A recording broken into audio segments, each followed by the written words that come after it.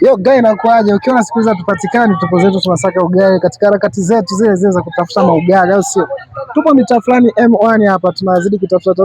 Bila shaka nimekutana na mwanangu sana hapa, ni blaza mmoja ambaye yupo makini sana. Blaza, inakuaje? Safi sana. Poa. Kupoa. Wakumuita nani? Niite Star Juma. Nani? Star Juma. Star Juma. Ndio. Blaza, mbona kama umeanza na Star Juma? Ile Star ina maana gani? Star maana yake kwa full bisho yani. Lakini mbona kuna jamaa fulani juzi nimekutana naye ameniambia Star ni nyota. Au wewe ni bisho au sio? Ndio. Tunatambua mabisho wengi ni watu ambao wanazoea sana masuala ya kuvaa nini na nini, kupendeza nini. Vipi na wagu unazingatia mambo kama na? Ndio. Kawaida yako asi. Star bisho, Star Juma. Unajishughulisha na kazi gani wewe kama? Na mimi? Yes.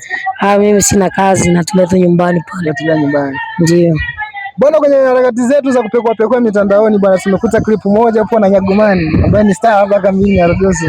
Vipi, ulijisikiaje baada ya kukutana na star mkubwa hapa Kempo? Niliona tu kawaida, ni mtu kama sisi. Okay. Unavaa kama vile sisi. Yes, inakuwa fresh kabisa. Ndio. Dada, ni star gani mwingine ambao unatamani kukutana naye hapa kamili ya Rodoso nini na ukafanya naye challenge? Mimi? Yeah. Follow Bugatti, Balenciaga. Akina Balenciaga wale. Basi ipo hivi. Ndio umekutana na Balenciaga hapa. Yaani mfano ndio umekutana na Balenciaga. Utamwambia nini kabisa? Nitamwambia nataka nifanye na mimi challenge.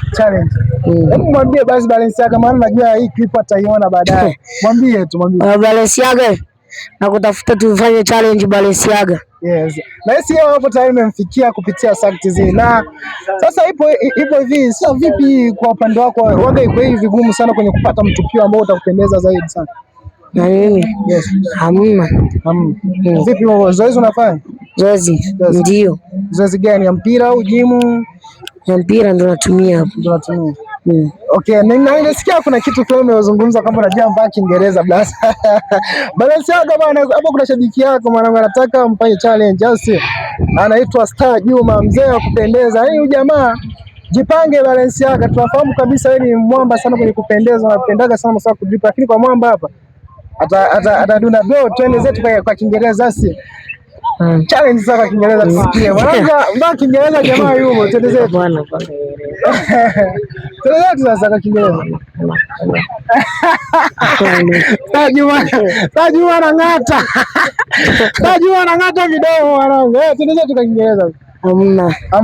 Hebu mwambie kwanza Balenciaga ambao ulikuwa unamwambia Balenciaga kwamba unahitaji kukutana naye na mfanye challenge. Mwambie kwa Kiingereza sasa.